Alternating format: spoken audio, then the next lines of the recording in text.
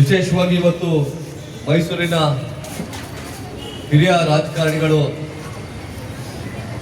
ಮೂಡಾದ ಮಾಜಿ ಅಧ್ಯಕ್ಷರು ಎಚ್.ಪಿ. ರಾಜೀವ್ ಅವರ ಅಭಿಮಾನಿಗಳ ಬಳಗದ ವತಿಯಿಂದ ಮಕ್ಕಳ ದಿನಾಚರಣೆ ಅಂಗವಾಗಿ ಇವತ್ತು ಬದುಕಿಯನ್ನು ಮೂಡಿಸುವ ನಿಟ್ಟಿನಲ್ಲಿ ಚಿತ್ರಕಲಾ ಸ್ಪರ್ಧೆಯನ್ನ ಆಯೋಜನೆಯನ್ನ ಮಾಡಿದಂತ ನನ್ನ ಸಹೋದರ ಕುಮಾರ್ ಅವರೇ, ವೇದಿಕೆ ಮೇಲಿರುವಂತಹ ಕಾಂಗ್ರೆಸ್ನ ರಾಜ್ಯ ವಕ್ತಾರ ಪ್ರಕಾಶ್ ಜಿ ಅವರೇ, ಮತ್ತೆ ರಾಮು ಸರ್ ಅವರೇ, ಮತ್ತೆ ಮುತ್ತಯ್ಯ ಅವರೇ, ಪರಿಸರ ಜಾಗೃತಿ ಆಗಿರ್ಬೋದು, ಗಿಡಗಳನ್ನು ವಿತರಣೆ ಮಾಡುವಂಥದ್ದಾಗಿರ್ಬೋದು, ಚಿತ್ರಕಲಾ ಸ್ಪರ್ಧೆಗಳನ್ನು ಆಯೋಜನೆ ಮಾಡುವಂಥದ್ದಾಗಿರ್ಬೋದು, ಹಾಗೆ ಸಮಾಜವನ್ನ ಕಟ್ಟುವಂತಹ ಕೆಲಸದಲ್ಲಿ ತೊಡಗಿರುವಂತಹ ಕುಮಾರ್ ಅವರಿಗೆ ನಾನು ನಿಮ್ಮೆಲ್ಲರ ಪರವಾಗಿ ನಾನು ಅಭಿನಂದನೆಗಳನ್ನು ಸಲ್ಲಿಸ್ತೇನೆ.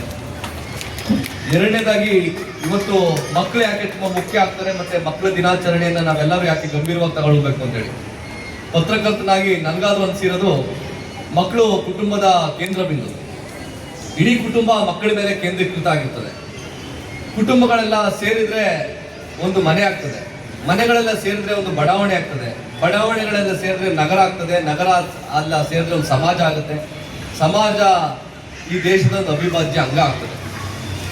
ಹಾಗಾಗಿ ಮಕ್ಕಳು ಈ ದೇಶದ ಅವಿಭಾಜ್ಯ ಅಂಗ ಮತ್ತೆ ಒಂದು ಬಹುದೊಡ್ಡ ಸಂಪತ್ತು.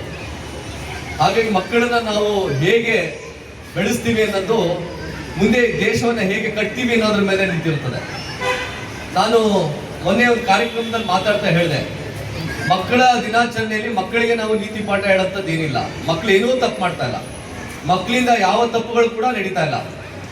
ಆದ್ರೆ ನಾವು ಮಕ್ಕಳ ದಿನಾಚರಣೆಯಲ್ಲಿ ಪೋಷಕರಿಗೆ ಸಲಹೆಗಳು ಹೇಳಬೇಕಾಗ್ತದೆ, ಪೋಷಕರು ಮಕ್ಕಳ ಜೊತೆ ಹೆಂಗಿರ್ಬೇಕು ಅನ್ನೋದನ್ನ ನಾವು ಹೇಳ್ಬೇಕಾಗ್ತದೆ. ಮೊದಲೆಲ್ಲ ನಾವ್ ಏನ್ ಮಾಡ್ತಿದ್ವಿ ಅಂದ್ರೆ, ನನ್ನ ಮಗನ ನೋಡಿದಾಗ ಅಪ್ಪನಂತೆ ಮಗ, ಅಮ್ಮನಂತೆ ಮಗಳು ಅಂತ ಮಾತಾಡ್ತಾ ಇದ್ವಿ. ಈಗ ಮೊಬೈಲ್ನಂತೆ ಮಕ್ಕಳು ಅನ್ನೋ ತರ ಮಾತಾಡ್ಬೇಕಾದಂತ ಪರಿಸ್ಥಿತಿ ನಿರ್ಮಾಣ ಆಗಿದೆ. ಮೊಬೈಲ್ ಹೇಗಿದೆಯೋ ಹಾಗೆ ಮಕ್ಕಳು ಆಗ್ಬಿಟ್ಟಿದ್ದಾರೆ. ಆಮೇಲೆ ಯಾವುದೇ ಪೇರೆಂಟ್ಸ್ಗಳು ಕೇಳಿದ್ರೆ, ನಾನು ಮೊನ್ನೆ HD ಕೋಟೆ ಒಂದು ಕಾರ್ಯಕ್ರಮಕ್ಕೆ ಹೋಗಿದ್ದೆ. ಕಾರ್ಯಕ್ರಮಕ್ಕೆ ಹೋದಂತ ಸಂದರ್ಭದಲ್ಲಿ ಅಲ್ಲಿಯ ತಹಸೀಲ್ದಾರ್ ಅವರು ನನಗೊಂದು ಅಂಕಿಅಂಶನ ಕೊಟ್ಟರು.